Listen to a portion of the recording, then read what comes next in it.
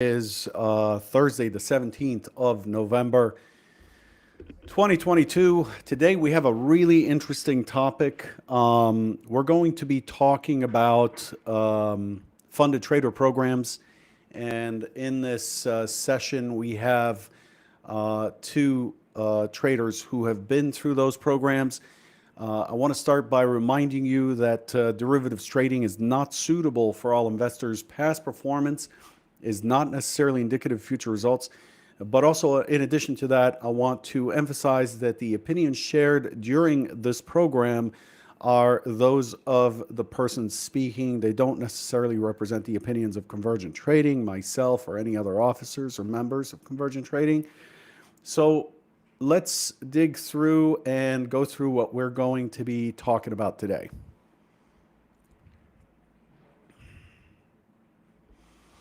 So we're going to introduce both CT-Jaguar and Brian, and then we're going to talk about, let's see, next one, the prototypical funded program. We're going to talk about the prototypical prop trading program, just so you can understand the contrast. And then we're going to just spend about 3 to 5 minutes talking about the experience that both CT-Jaguar and Brian B have had with the funded trader programs. And then we're going to briefly cover the difference between funded programs and prop trading. I think it's important to understand that these programs are not what we would call prop trading programs. Then we're going to talk about the pros and cons of funding through programs. In this, we're going to compare going through a funded trader program versus self-funding. And then the common issues and obstacles. This is a very important slide here in discussion about the common issues and obstacles to watch out for when you're going for a funded trader program. And then we're going to go over some questions. One important thing I want to point out. Unfortunately, I have a circumstance where I have to pick up my 11-month-old and I have to leave mid-broadcast. I found that out this week after we scheduled this. So I'm going to leave it in the trusted hands of both CT-Jaguar, also known as Landau, or Landau, also known as CT-Jaguar, and Brian, also known as Brian. So we're going to leave it. I'm going to leave you in the middle of it, and they're going to take your questions and handle the rest of it. But let's get going here. Let's bring on both Brian and CT-Jaguar. How are you guys doing? Pretty good. How about yourself? Doing well. Awesome. I want to remind the audience that just go ahead and pop your questions into the live chat on YouTube, and we'll bring those questions up at a later point. So let's move on to the next slide. So let's go over the prototypical funded trader program. Landau, do you want to speak about this for a minute? Yeah, so this is not reflective of any particular program. This is just an example that we made up here. A lot of these programs have a structure of they show you a 25,000, 50,000, 100,000, maybe 200, 250. I've even seen $1 million quote unquote buying power accounts out there. They give you a allotment for your size, so up to X amount of contracts. Normally, the number denoted is the number of minis, not micros. So if they offer you 3 minis, you probably get up to 30 micro contracts. There's a profit target, a trailing drawdown. We'll talk more about the trailing drawdown later on because this can be calculated in a few different ways that dramatically affects the program. There's a daily loss limit, and then most of them offer a reset, or I haven't run across one that doesn't offer a reset, and that's typically around $100. And these programs, essentially, it's a monthly subscription like this. You subscribe to trade a simulation account, and if you pass the metrics that are outlined, then you will trade the same size and style of account in a funded account. Okay, very cool. What are some examples of funded programs just so people know what we're referring to specifically. You know, I can think of several have been around for a while, like Top Step Trader, Earn to Trade is quite a big one. What are some of the other ones that you guys are aware of? Yeah, we've heard of in our community there we've had people in Apex, Lilu is one that I've heard of. There's One Up Trader. Okay, Um, The so that unfunded gives you, trader, surge trader. There's a lot more of them now than there used to be. yeah, I'm there's a ton noticing in these Forex things. as well. Yeah. Yeah. Yeah, I'm noticing these are popping up quite a bit. Very cool. Okay, so let's go to the next piece. I'll talk a little bit about the prototypical trading prop trading program.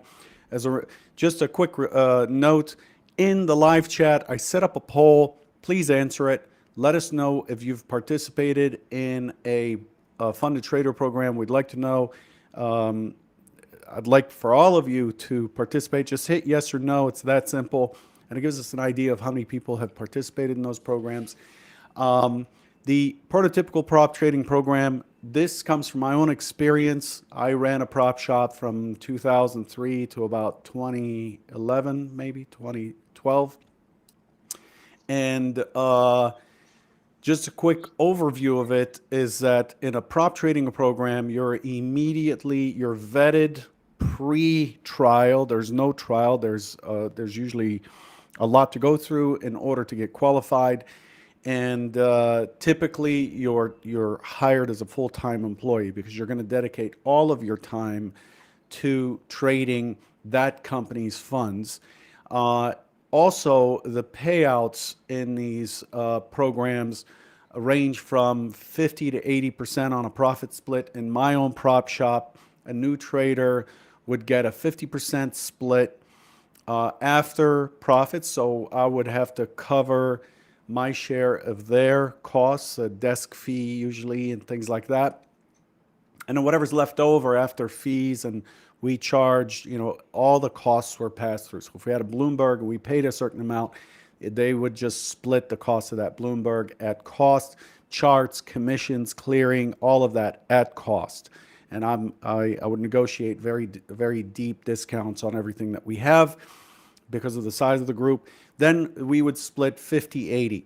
The way I had my payout structure was a progressive payout structure. So you'd start out at a 50% payout, and then as you earn more, it goes to 60-40, 70-30, and then 80-20 is the highest you can pay out because that's limited by the exchange. You can't trade as a member if you pay out more than 80%. So the difference between my program that made traders stick around versus many, many others at the time, there aren't that many of them anymore, is that I didn't reset the payout structure to 50% at the end of the year.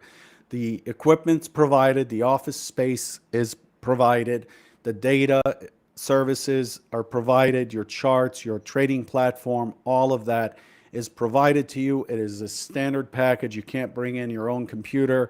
We control and own all of that equipment, and then we charge you a desk fee to rent that equipment, and that's charged to your trading account, and it's part of the money that you have to pay off in order for both you and I to take a cut. That's a typical prop trading program. And then in addition to that, if it's a good program, you have active supervision. There's usually a head trader who's also sharing into the company side of the profit sharing. There's coaching, trader development. You group off people on a desk. Pretty cool car. You group off people on a desk, and they become a bit of a squad with a head trader, and that really creates a tremendous amount of accountability, discussion, back and forth knowledge and education. As people improve, the whole desk tends to improve. That's what a true prop trading or traditional prop trading program looks like. So let's talk just briefly, 3 to 5 minutes, to you and to Brian. Let's start with you, CT-Jaguar here. What has been your experience with funded trader programs? How many have you done? What were your observations? Yeah, so I've done 2 programs. I first started seeking or pursuing a funded trader program in around Q3 of 2019. I had some beginner's luck as a trader, was able to quit my job, and then I pursued trading full time. And pretty much following that up, I lost money like 10 out of 12 months or 11 out of 12 subsequent months. So I got to a point where I was like, I need to really make a change. And, from my athletic background, I kind of realized to reach your maximum potential, you need to get around, other high level competitors, other players that have the similar goals that you have, and, get around the best coaches that would help you to elevate to your potential.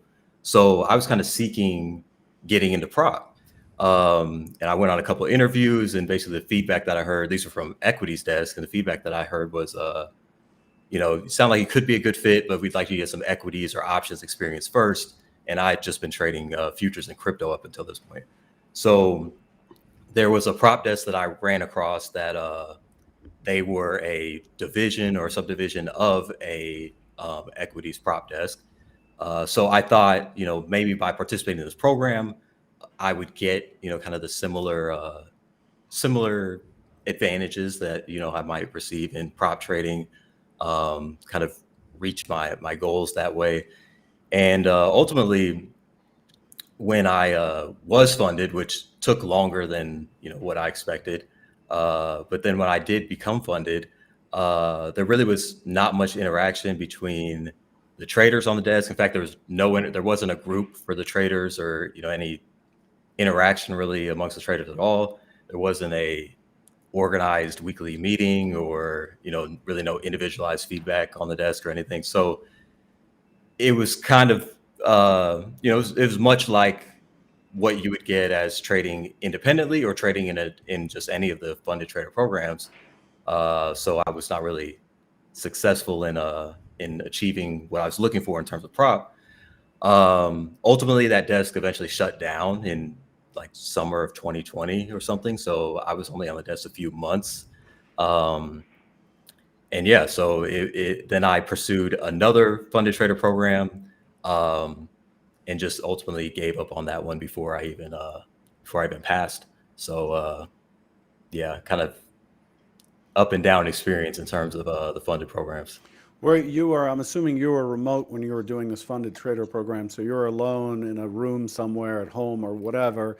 So you experienced the same kind of isolation, accountability issues, kind of trading in a vacuum type of issue that is a problem for most traders that we've come across, right? Yeah, for sure. I actually joined Convergent shortly before I joined this, or before I started to pursue this funded program.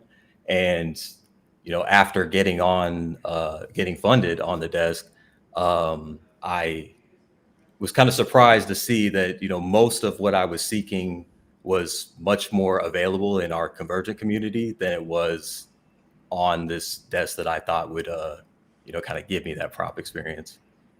Got it. Okay. Is there anything else, CT-Jaguar, before we go to Brian on experience? No, let's go over to Brian. Very cool. Brian, tell us a bit of your story. Sure. So my exposure to those was probably more from a retail approach. I was trying to learn how to trade and trying to get over the hurdles that everybody's trying to get over when you start trading. And I thought it would be much easier. I thought, well, I was one of those people who could, quote unquote, trade other people's money better than I could trade my own, so that kind of drew me to the prop world. But, I got into trading very late in life. So prop wasn't going to be an option for me because they're not looking to hire somebody who's that advanced in age. So I was drawn towards the funded trader programs. And at the time there weren't very many of them. There were only 2 or 3 really. And they weren't, some of them, there were a lot of questions at that time as to how legitimate they were because nobody actually knew a trader personally who had been funded. So the questions started to kind of swirl. Does anybody actually ever get funded, or is this just a thing to keep drawing out that $300 a month? They have cleaned up a lot of that since those days, but I took a shot at them to see, how does this work? And, would I function well in this? And you think you're going to, because, what they're designed to do is remove a certain element of emotional pressure, because it's not your money, right, that you're losing. The thing it brings into play, though, is you can get fired immediately.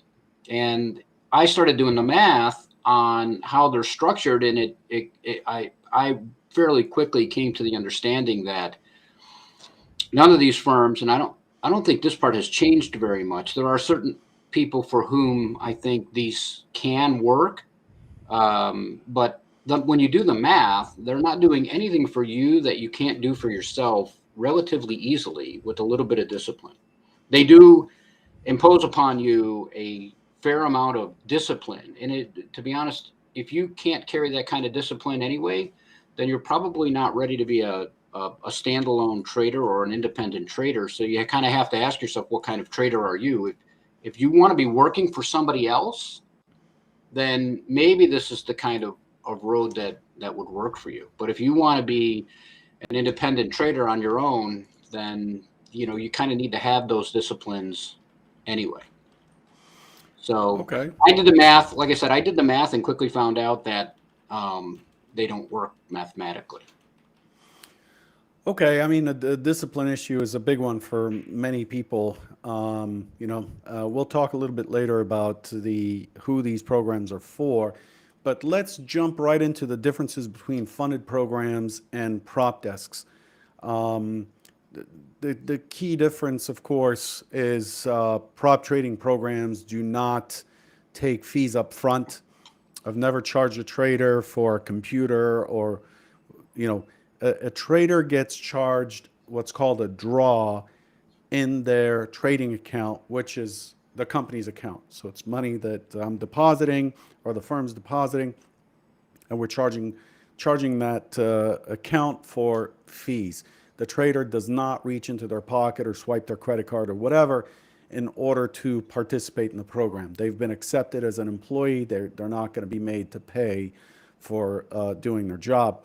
Direct investment by prop firm in employee, typically not seen in a funded program. I mean, if you're bringing someone on, you're going to want to invest in them in terms of getting them the right kind of knowledge. You may have a performance coach or psychiatrist on a retainer. You might have certain services. You might have someone come up from, say, the pit. I used to do that, have someone come up from the pit and talk about what they're looking at. There's just a tremendous amount of effort to get you to profitability, because the only way the firm recovers its costs, its losses, and makes money is if the trader makes money, because they're not collecting any fees up front. So this is a significant difference between when we talk about prop versus funded.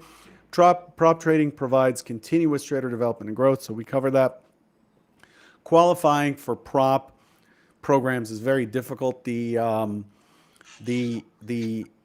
number of seats available, the turnover is relatively low compared to other, ways of approaching the market and so on. So it's very difficult to qualify. Whereas in a funded trader program, if you stay within the bands that they require, then you're automatically supposed to be moving into a funded trader program. So that's an advantage that the funded trader programs have over prop, is that if you pay and you have an edge and you exercise that edge and you don't hit your limits, you can get funded without having to really fight for that position. Okay. Did you impose upon, were they directed what to trade or how to trade, or was that completely up to them? I have never told a trader when to buy or sell.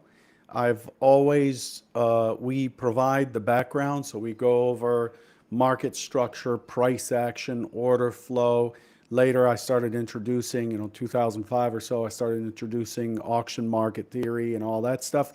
But how they click, what they click, it's their business. It's up to them to try different things and to find something that works for them. Some guys really love the thickness of a 10-year note versus other guys who want to go trade, RBOB or natural gas because it's just popping around.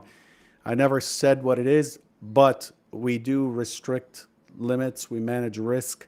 That's really the edge in a prop shop is managing risk, and you don't, just because you hit your daily loss limit, you don't get thrown out. You don't get thrown outside. You just have to meet certain criteria to come back and be live again. So there are many opportunities to really fall and get back up, because at the end of the day, you're invested in them making money, right?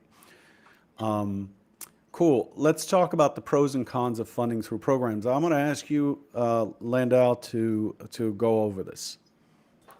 Yeah, no problem. So the advantages of a funded program is obviously there's low starting costs, less financial risk to the trader. It's about as entry level as you could get into trading without putting up a bunch of money. There's the skin in the game advantage that's touted. This is arguable in some instances. We'll talk about that more later. There's enforced risk management rules.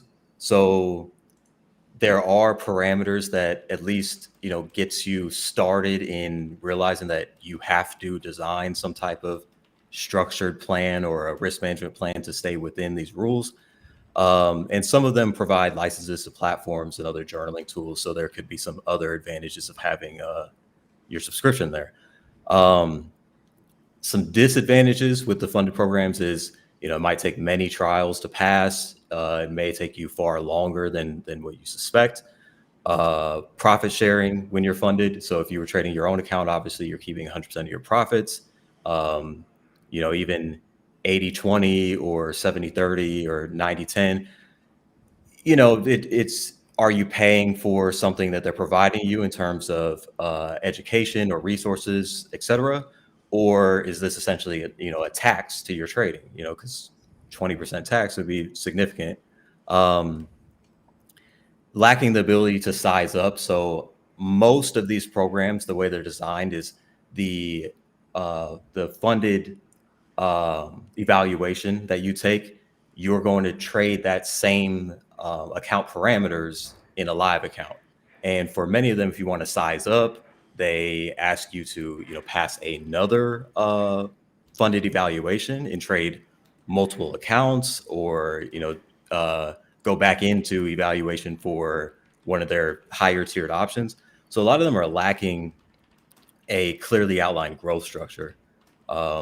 Whereas in prop, they'd be trying to get you trading as much size as possible because it behooves the firm to make more money. So there's also no coaching, structured education, or a team environment. That's not the case for every single firm out there. There are some that have their own community. They have, discussions amongst their traders. Some do provide education. This is something that you just want to check into from program to program if you're interested in looking at those. In our research, we did a small sample size study, and we're seeing that traders rarely remain funded beyond 90 days. So even the traders that do become funded, oftentimes they are not keeping those live accounts. And then you also have professional data fees on your live account, which are much more expensive than your retail fees. So going over to a self-funded account, the advantages there, you have unlimited growth potential. If you want to add size, you can add size. Obviously, you need to stay within a low risk of ruin and manage risk there, but you could continue to grow your account as you see fit. There's no restrictive rules like there's consistency rules in a lot of these programs where you can't make more than 30% of your target in a single day. For somebody like me that likes to trade the news, sometimes you have significant chunks of your month's profits are just one day, and the rest of the month you're chopping around. So that doesn't quite work as well in a funded program. News trading in general is sometimes outlawed in these programs, where if you trade too close to a news release, if breaking news comes out and you open a trade, sometimes you will lose the evaluation as a result of that. So for each of these programs, you need to make sure that you're familiar with the rules. An advantage in a self-funded account is you could operate in any time frame. So if you are predispositioned to be a swing trader, that's not going to work out in a funded program, at least in most of the futures funded programs that we see. you're going to struggle to do that. You can adopt more polarized risk to reward structures. So this kind of plays into the time frame thing as well. Let's say you win 20% of your trades, but you get 10 to 1. You go for 10 to 1 every trade. So over time, you should be profitable given enough sample sizes. I mean, you would be very profitable given enough sample sizes if that's the way your stats played out. But in a program like this, your consecutive losers or just having a 20% win rate might really cause you to struggle in a funded program.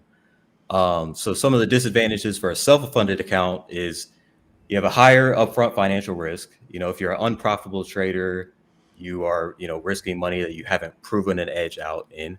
You have to tie up your own capital. So sometimes it could be argued in terms of investments. If I have to tie up $20,000 in X investment, there's the opportunity cost of Y investment.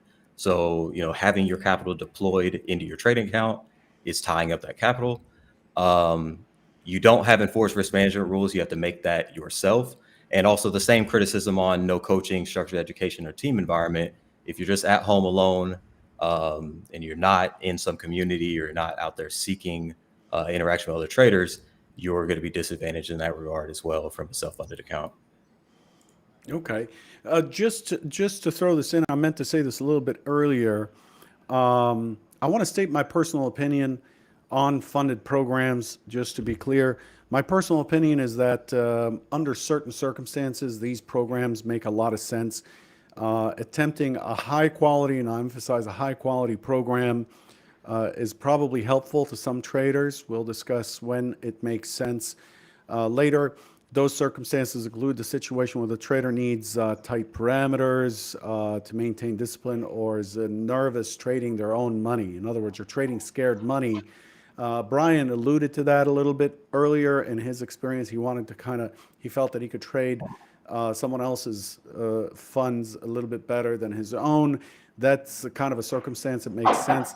That nervousness can then, if you're trading your own account, the self-funded, having that nervousness can really screw up your execution. You'll start to look for double confirmation. You'll start to kind of get exhaustion just deciding, and you just start throwing stuff on. And in a way, the cost of a funded trader program becomes a sort of a stop loss, right? So I paid whatever, I don't know what funded programs cost, I think $100 to like $300 or whatever. That becomes a stop loss, right? I'm going to put down this money, be enabled in a simulator. I'm going to meet these requirements. And if I don't, that's the money I lose versus a funded account, self-funded account. You can continue to realize a loss by trading live on and on and on and on.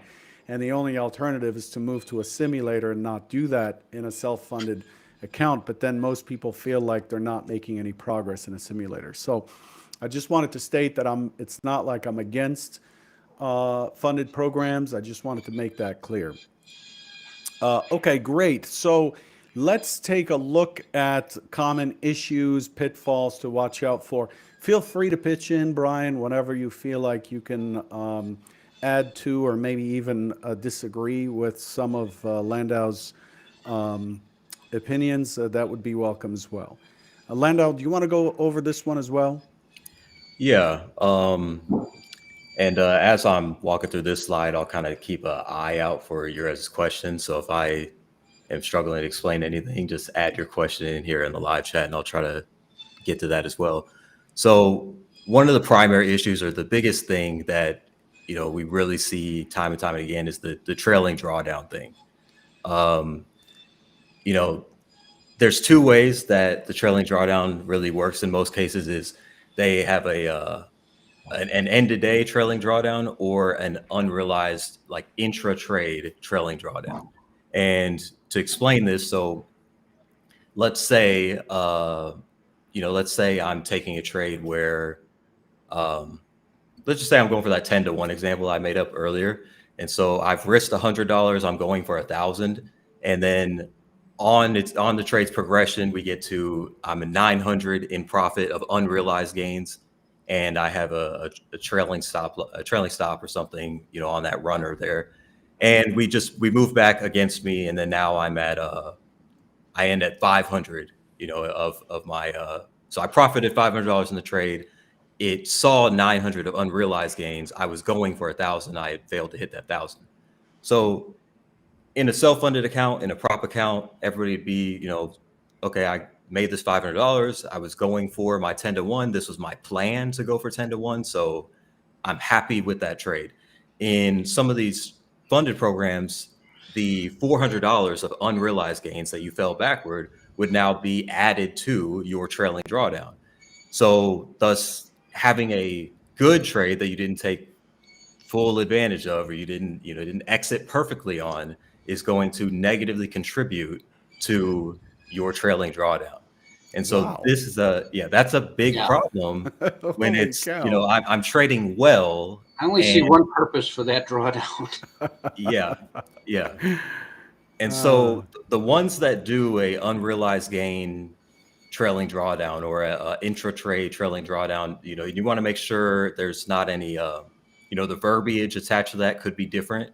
You want to make sure that you're not in a program that's doing that, because essentially if you're going for high risk to reward trades, or high reward to risk trades, I guess I should say, high R factor trades, you might be hurting your progress by, having too much unrealized gains. So that's a big one. If you guys have any questions on that, we'll circle back to that one. But the next thing is the account size and buying power. So when it says a 25K account, 100, before you move on to that, even on account trailing drawdown, I think it's important to point out, if you're drawing, you've started with X amount of dollars, you've been profitable, and now your drawdown is based on that profitability. So really, when you're drawing down your own money. Yeah. That's pretty tough. I mean, I If don't know that I can pass one of these programs, to be honest If you with pull out all your profit, you have virtually no trailing drawdown buffer. The only time you build a buffer is when you're drawing down your own money. Right. Okay. So if you take any money, that money's deducted from your overall room that you still have to that trailing drawdown. Correct. Wow. Okay. Interesting. Let's move on. I have to leave in about 7 minutes. I want to make sure we get to some significant portions of this still. Yeah, let's just speed through this. The account size and buying power is arbitrary. A $50,000 account or a $100,000 account. It's not $100,000. It's they're saying that it's the buying power, but it's not the capital that's put up for you to risk. If you get funded and you are trading a live account, your real account size is your max drawdown. And that shrinks as your drawdown trails. So that's your account size. Essentially, you're not going to be able to risk any more than that. So the $100,000 or $200,000 is completely arbitrary, and that number is really there to get you excited for the most part. Sometimes it's margin, correct? It's just margin. Yes, and it's not even exact margin. It's it's whatever they can get away with in margin, right? And whatever stop parameters they have attached to you. I mean, that's how they call it a $50,000 account, but you could do the same. And this is where the math didn't work for me. You could do the same thing on your own with relatively little money. You could trade the same amount of contracts that they're boasting a $50,000 account on with a relatively small account. Yes. And this is not considering micros. With micros, it's a completely different game. Yeah, and they're offering you more margin than you need relative to the account's drawdown size. So if you have a $1,500 max drawdown and they give you 3 ES minis to trade, you could draw that down in 2-3 trades. I mean, you could draw that down in 1 trade. So they're giving you plenty of size to work with. So whatever contract size that is available, you're not going to want to utilize that full size in attempt to consistently pass these programs. The other thing to watch out for is larger account sizes sometimes have a tighter relative drawdown. So let's say you have a $1,500 profit target on your 25K account. And to exemplify this, I'll just move back to this slide because it's easier to, oh crap, actually that's a little too far back. Never mind on that. But you could have a $1,500 profit target or in a $1,500 trailing drawdown.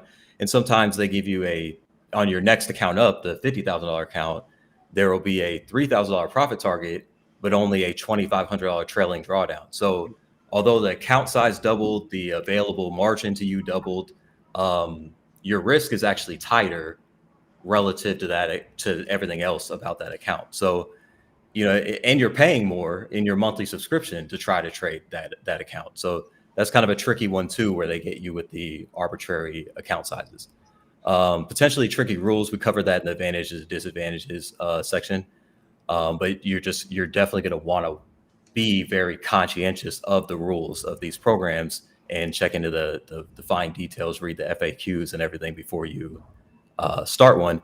Another thing is commissions. So they have some programs, if you're trading micro contracts, by default, they will give you just a default commission rate. And it's not reflective of the commissions you get from a broker or live trading commissions. So I've seen programs where the commissions on micros by default are, $4 or $5 per round turn, or, like $2.50 or $2.22 for each side on these trades. And you have to email or contact the program and ask specifically for live commissions. So if you're a very active trader, even if you're not that active of a trader, having significantly higher commissions by default can really weigh into your profitability as well. And so I'm not sure what the logic is on that. If that's, I don't want to bash any program if there's some, rule by the exchange or something that they can't have live commissions initially, but that's just an interesting little quirk as well, where you have to request live commissions sometimes. And then the last thing, and which is a big portion of this, is there's no real clear path of progression. So if you're given an account size that you're going to have to continue to trade that account size forever, are you going to reach your trading goals? Are you going to reach the goals that you got into trading for? Are you going to earn a living long-term given this account size? Will you need to pass another program in the future to trade a bigger account to earn the living you're trying to earn? And then also, as Brian mentioned, your payouts are part of your trailing stops or your trailing drawdown. So essentially, at some point, you're trading your own account. You're trading your self-funded account. Exactly. Interesting. Yeah, it's a very interesting take. Okay, let's move on to the next slide. Now, there are some things you can do to, whether you're going for a funded program or especially if you're self-funded, some of the things you can do are we spend a lot of time and effort at Convergent to cover. As a result of this push to help as many traders as possible, Convergent Trading is offering this $50 off a quarterly membership. Use code FUNDED at checkout. You can go to Convergent Trading by going to convergenttrading.com and click on join. And this is for a quarterly membership. The things that matter here are the accountability program, the trade right program, and by the way, all of it's included, the market statistics, the chat room. The goal is to give you a structure, whether you're into funding or you're self-funded, to give you the structure to pull you as close to what we would experience in a prop trading environment as possible. Continuous development and things like that, some of the things I talked about earlier.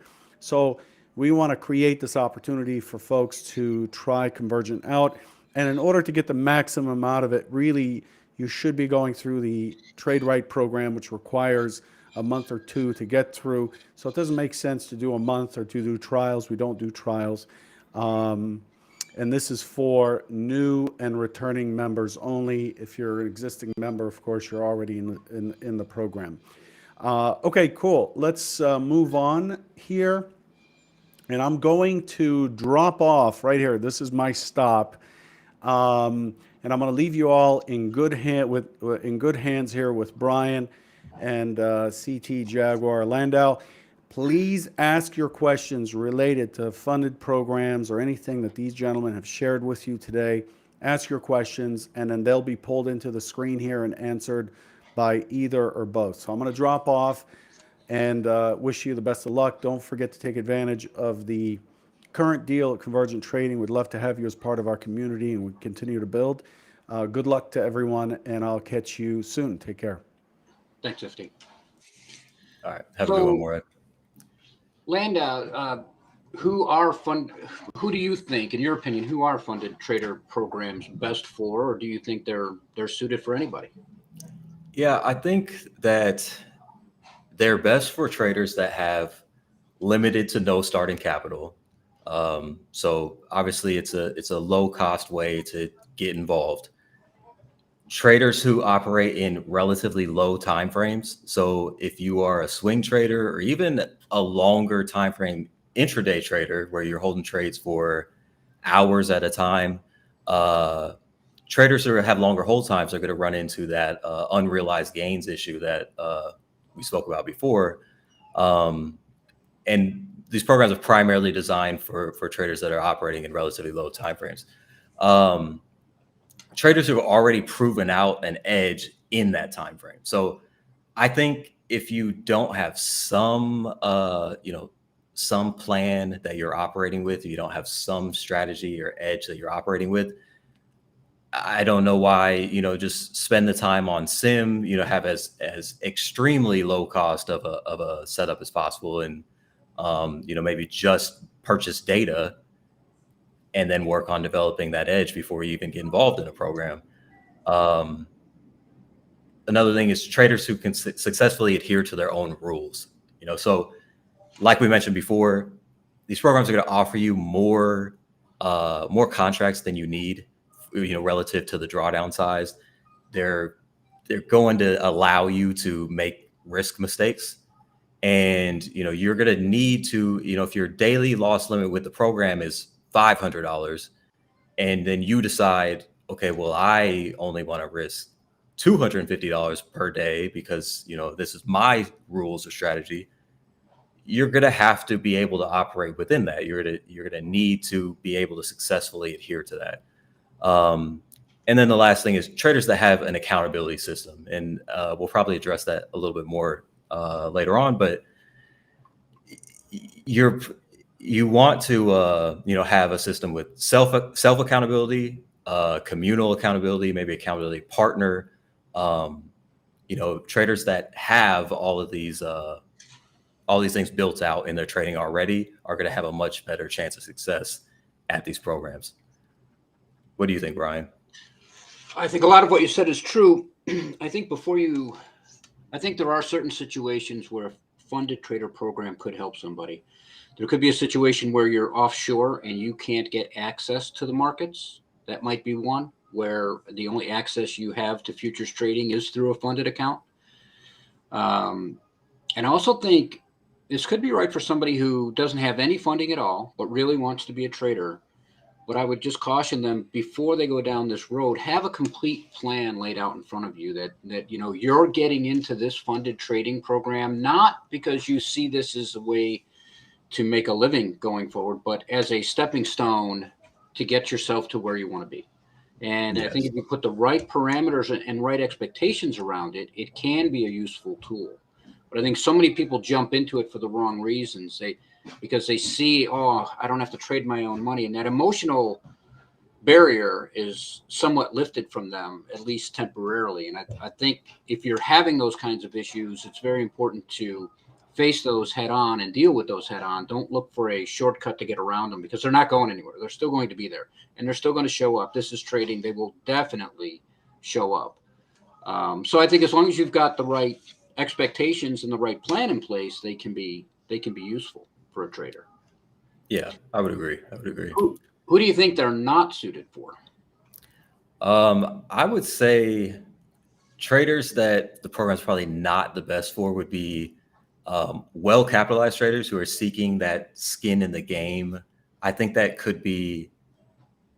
could be debated, and maybe you might disagree with me. I think that's an arguable fallacy because let's say that I am a well-capitalized trader, and to go way back to my 20% win rate example that you get 10 to 1, maybe I could make that work and that's my trading style, or maybe I'm a swing trader and that could work for me and that's my trading style.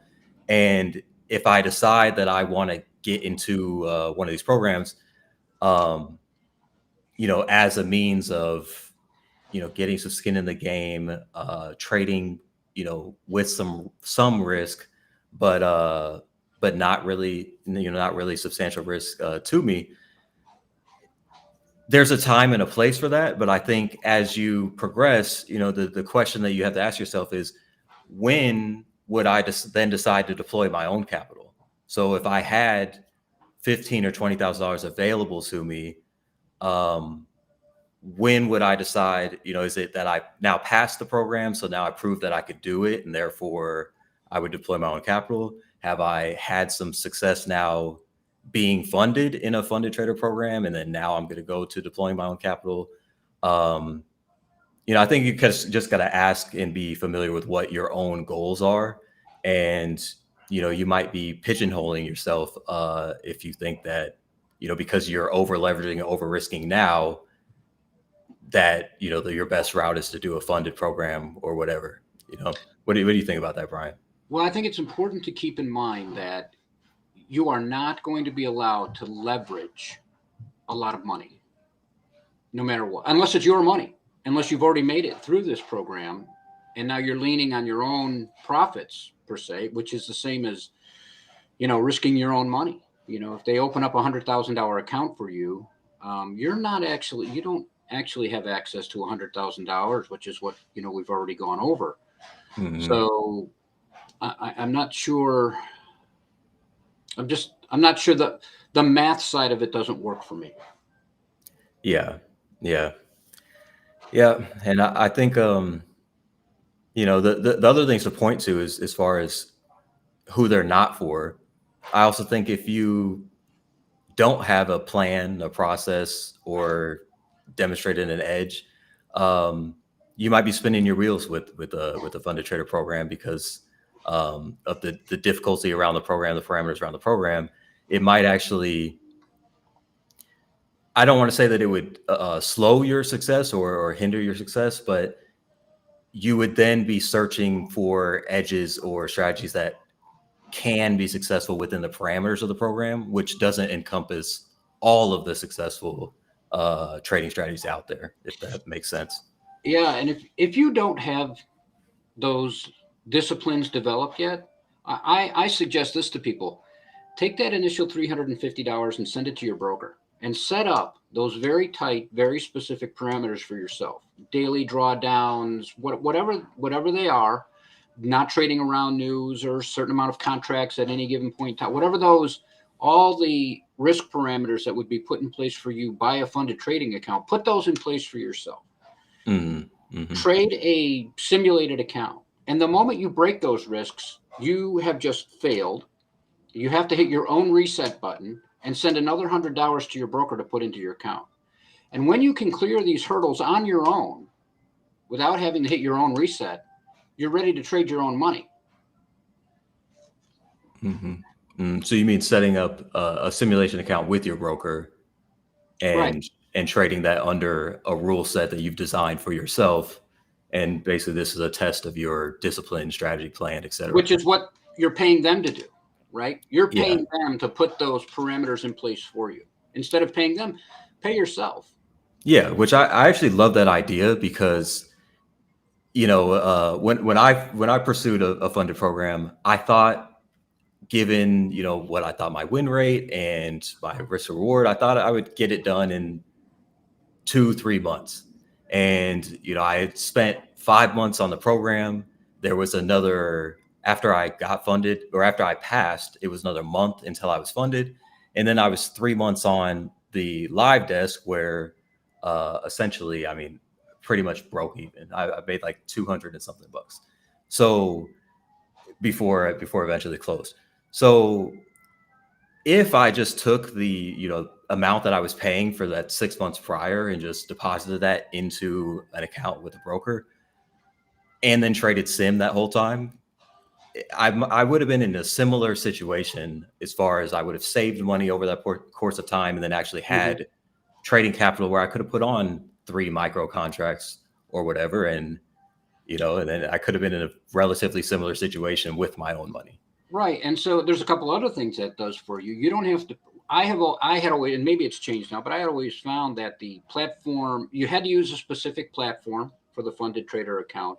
And those fees and the trading fees were always much higher than you needed to pay, than you can do on your own. So you're going to save money there. And you now have the opportunity to put parameters in place, discipline parameters in place that actually work for your style of trading, because not all of the discipline parameters that they put in place may work for you. As long as whatever those parameters are that you put in place for yourself, as long as you adhere to them, you're doing what you're supposed to do. So you have that, you also gain that little bit of flexibility. Yeah, we have some people in the chat, Justin saying, you need these rules regardless. He's saying, I bet most retail lose triple or more what these accounts cost. And that's 100% correct. You need these rules regardless. And so you need the ability to follow these rules too. Yes. That's key. Yes. So it's designing the trading plan, designing your process, and then having the discipline to follow that process, which we'll touch on here in a moment as well. Or you can go ahead and start this next question off. What is your likelihood of success? Well, I think this goes back to a question I love to ask everybody all the time, and that is, do you have a plan? What kind of trader are you? And if you have a plan and you can answer that question, and you want to use this funded trader program for a specific person, or for a specific purpose rather, I think you have a much higher likelihood of success. If you're going out there trying to develop disciplines, I think you're not, well, you have to define success, I guess, but I think you're going to be a repeat customer. Yeah, I would agree. Yeah, I think your likelihood of success is honestly probably lower than, there's a lot of stats thrown out there of, the average percentage of retail traders that fail, or, most traders fail after X amount of time. Whatever stat you believe, I don't know where this data is collected at, so I can't speak to the exact nature of how often traders typically fail, but we hear that that's a high number. And I would imagine in funded trader programs, it's a higher number than the average retail traders that are failing, because of the strict parameter, the trailing drawdown, the strict parameters of the programs, etc. You don't have all the options available to you that you would trading independently. So I would imagine the probability of success in these programs are probably a little bit lower than it would be even retail trading on your own. Would you agree with that, Brian? Yes, and especially if you consider how you define success. I mean, how many times do you have to hit the reset button before we say you're not being successful, right? Yeah. So, when you take that into account, I would agree. And I believe that number for traders is very high, but I believe it's very high because retail traders don't start down the right road in the right way. They, start down the road process with the anticipation of making money. And this becomes all about making as much money as I can, as fast as I can. And not, it's not about sitting at a table in Vegas. It's completely different than what most people think it is when they first get into it. And I think that's why the failure rate is so high. Yeah. But if they're able to take a step back and understand how to build the right tools to be successful, I think almost everybody who does that can be successful. So. Yeah. And also it's the, what's your expectation on the length of time, because we did we did a small poll, so it's a small sample size, but from what we're seeing is traders are typically taking 6 to 12 months to get funded. And then they're also typically staying funded less than 90 days. So, it kind of begs the question, is it taking 6 to 12 months, but there's several resets in there? And then when you get to a live account where you don't have resets, that's why they're typically not making it past the 90 days. And, when I first pursued a funded program, I didn't think it would take me close to 6 months. I thought it'd be 3 months, So my time was doubled. Are you prepared to take 6 months, 9 months, 12 months just to get funded? And then how many resets did you need to take in that duration of time? Because if you're utilizing those resets, you might be instilling some bad habits that ultimately are not going to work when you go live. You really shouldn't be resetting because you're not going to be able to utilize that live. Yeah, very true. Let's jump here to how to improve your odds of getting funded. So I'll quickly run through the bullets here, and then I'll get Brian's feedback on this as well. So first thing is accountability. So we talked a little bit before about accountability. There's 3 areas of accountability that I think you're going to need. It is self-accountability. So do I have a system for holding myself accountable? So on top of the discipline that I need to execute day to day, am I reviewing myself day to day? Am I actually holding myself to the fire when it comes to my improvement as a trader? And then there's community accountability. So, am I getting in there and discussing things with other traders? Am I finding my weak spots and using a community to address that? And then there's accountability partners and groups. So people who you're going to get intimately familiar with in terms of their trading, your trading. You guys are going to share, not holding back, and Brian in our community is actually a perfect example of somebody who has highly leveraged the use of accountability. And, I don't want to put words in Brian's mouth, but I think his accountability practices have been tremendously helpful to his trading overall. Do you want to kind of touch on your thoughts on group accountability and how that affects your trading overall? Sure. We have, as humans, we're not really wired to be traders, and we have a very, very strong ability to rationalize everything that's going on, be it good or bad. And we do that behind the scenes, and it really disrupts what we believe is accountability.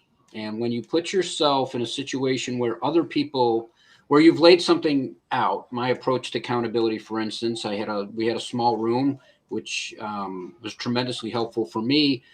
And the way I used it and the way I found it to be successful is you lay this is what's going wrong for me. This is how I want to fix it. This is what I'm going to do going forward.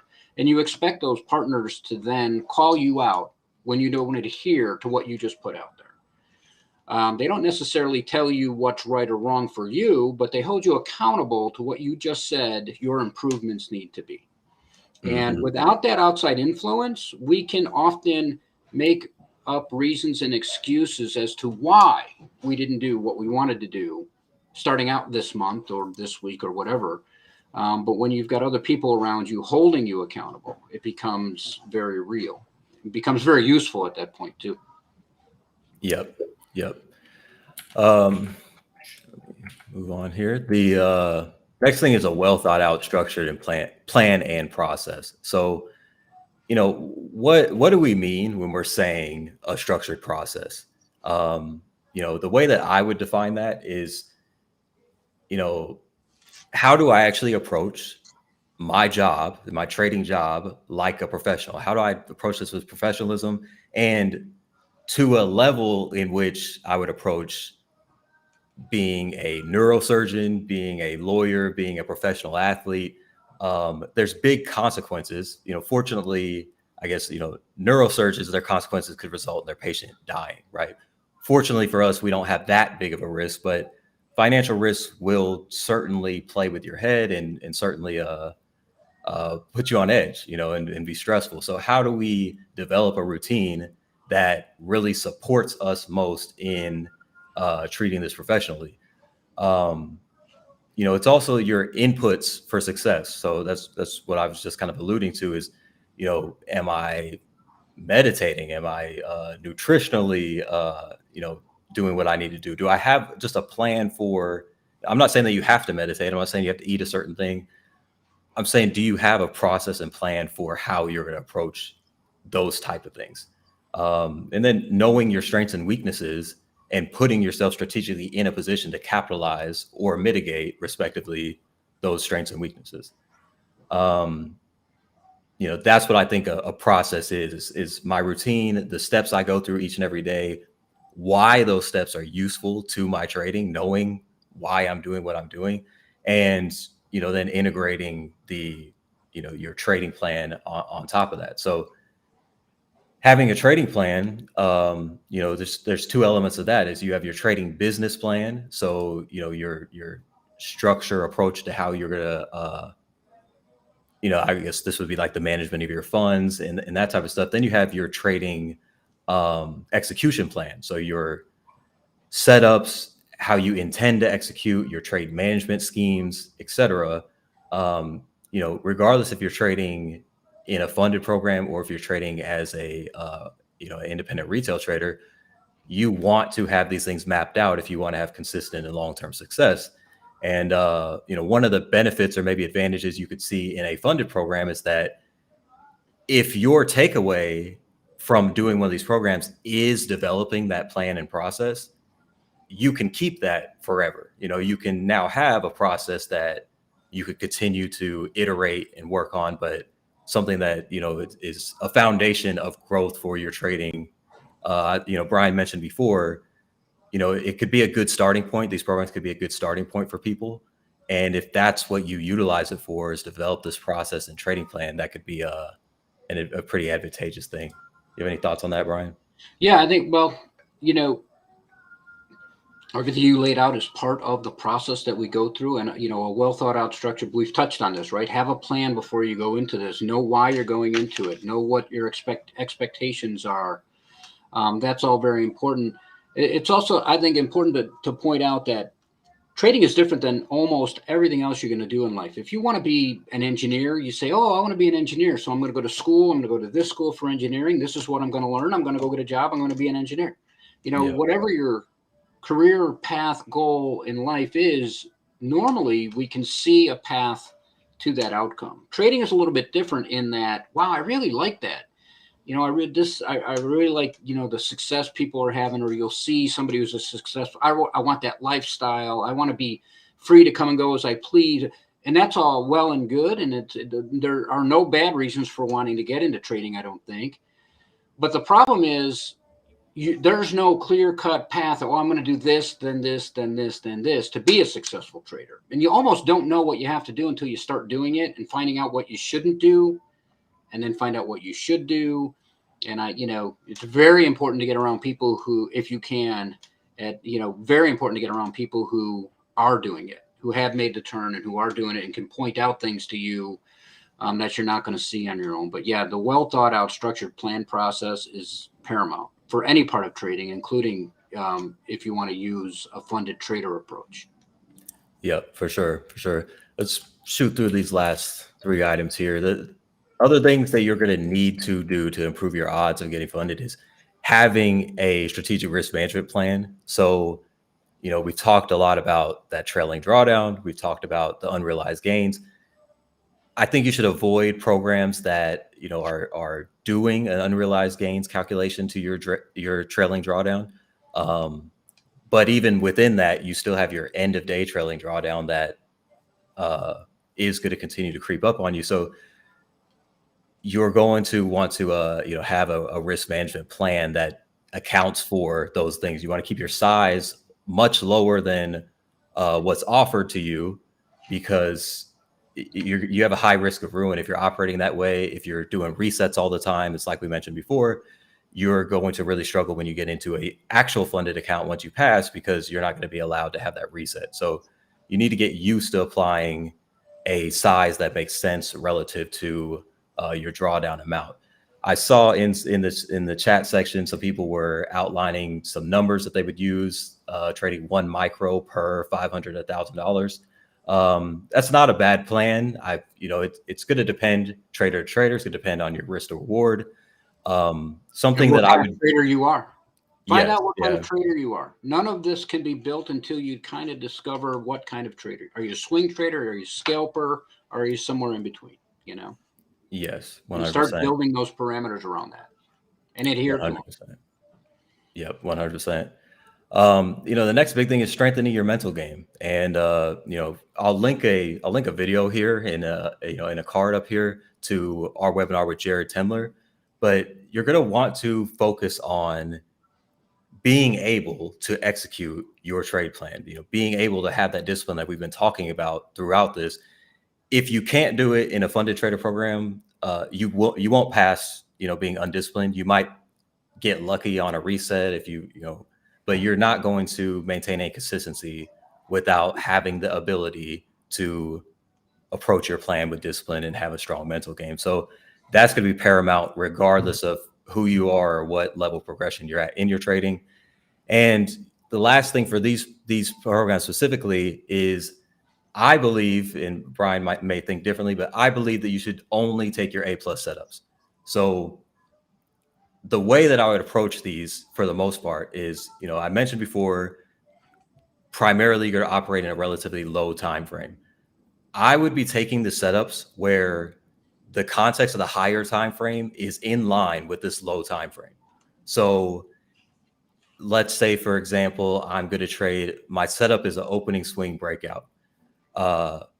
Most breakout traders, if you've been trading breakouts for a while, you know that if you go around indiscriminately just buying or selling every time we cross a high and a low, you're going to lose a lot of money. So you're now a fish chasing a lure. yeah, exactly. And so you're going to have to, develop these contextual situations that make sense for, trading that type of setup. So if I had an opening swing breakout, maybe I only want to trade that when we're in a potential gap and go situation, right? And you might say, oh, well, half the time we don't have a gap and go, we have a gap and then move the other direction. And yeah, so then I wouldn't trade an opening swing breakout. I'm not saying that this is the specific trade that you should be trading. I'm just saying, for example, you want to be that specific with what really comprises your A+ setups. Are they in line with the higher time frame? And, is this something where, am I just improving my win rate a little bit by having these contextual modifiers that improve my trade? Brian, what do you think about that? So, and again, and I hate to sound like a broken record, and I hate to sound like this is the only thing I say, but I think it really depends on what kind of trader you are. I trade a little bit differently. I develop levels when I do homework. I develop levels. I lean on those levels a lot, and I will try to do everything I can to trade those levels whenever I get an opportunity to trade those levels. So I don't really have. I think there are certain contextual situations that make trading a level more advantageous for me on a given day, right? Like this trade that I'm not in right now in the RTY from 44s that I called out 4 hours before the market opened, but that's okay. It's only one trade. So, I think people take only A+ setups a little bit differently than I do, perhaps, but I think you should really, and this is a bit of an intangible thing. It comes to you. It just will come to you. It's not something you actively think about in the moment, watching the ticks roll by that you are, or this is, or is not. Other trades will come to you, but yes, there will be better setups that work better for you most of the time than others. Those others are going to be better for you on certain days and certain conditions that you might not even be able to put your finger on, but it'll come to you. So yes, I agree with I agree with the premise. Stick to a very small set of tools that you feel through data analysis and through fitting your personality and style will work best for you. and stick to those until you really get comfortable in that seat. And then you'll learn just through organic, natural progression how to expand on those. And with respect to the mental game, I heard a pro golfer say once, 85% of the game is between your ears.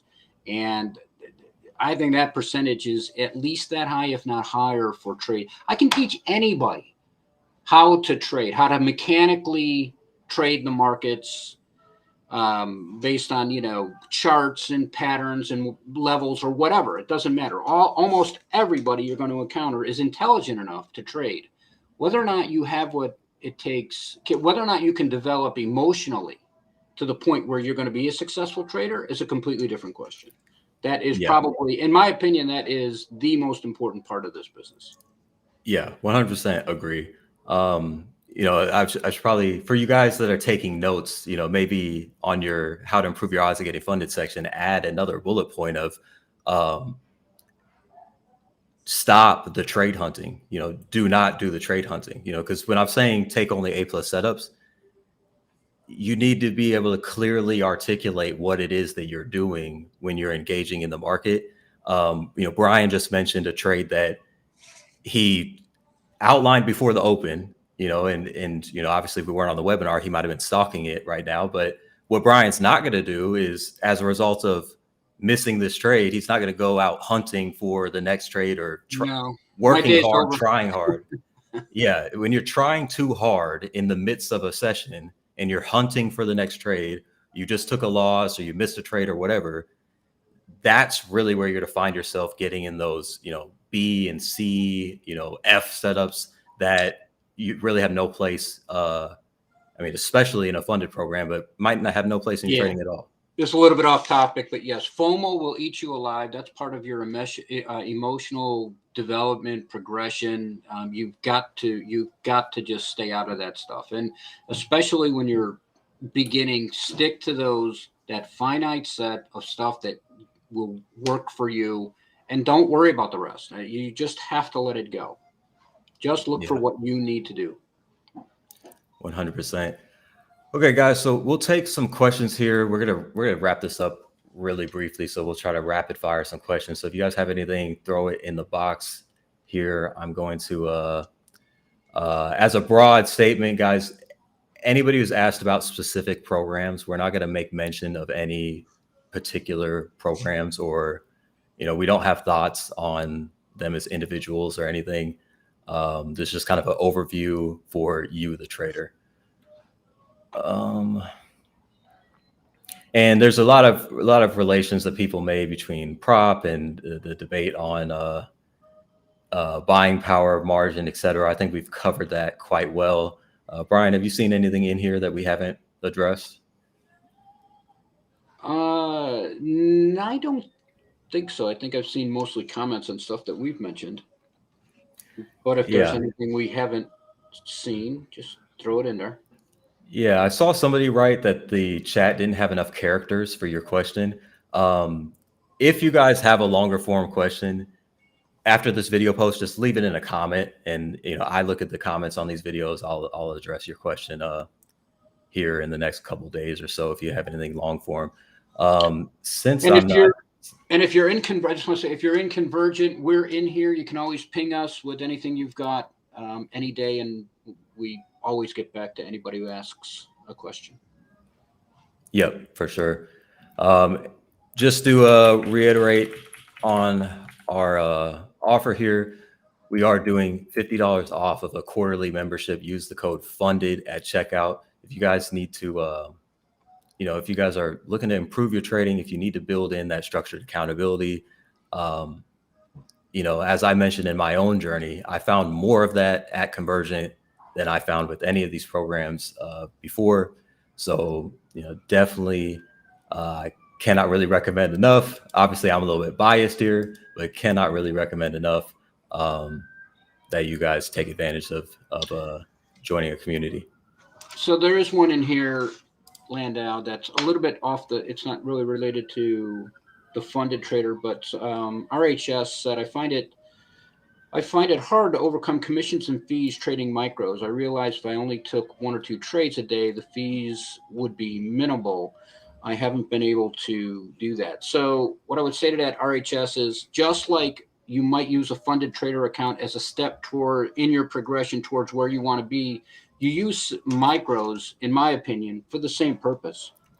You use it to make sure that that your strategy works, certainly, but that you're emotionally, if you can step up to 4, 8, 12 micros and trade those flawlessly without any emotional impact, then you might be ready to go to the minis. They are another tool where you get to experience the pull of trading live real money, because that is going to have an impact on you emotionally, but you do it at 10 times less the cost of if you're going to be impacted emotionally when you trade live money, you want to find out in micros, not in minis. So it does have a purpose. I know they're more expensive to trade on a commission basis, but they do definitely serve a very vital purpose in that regard if you use them correctly. Yep. And we're going to wrap it there, guys. Anything else, just leave a comment and we'll get back to you. If you need anything from Convergent, you can always email us at support@convergenttrading.com. Hope that you guys have enjoyed the webinar today, and we will talk to you again soon. Thank you, Brian. Thank you, Lando.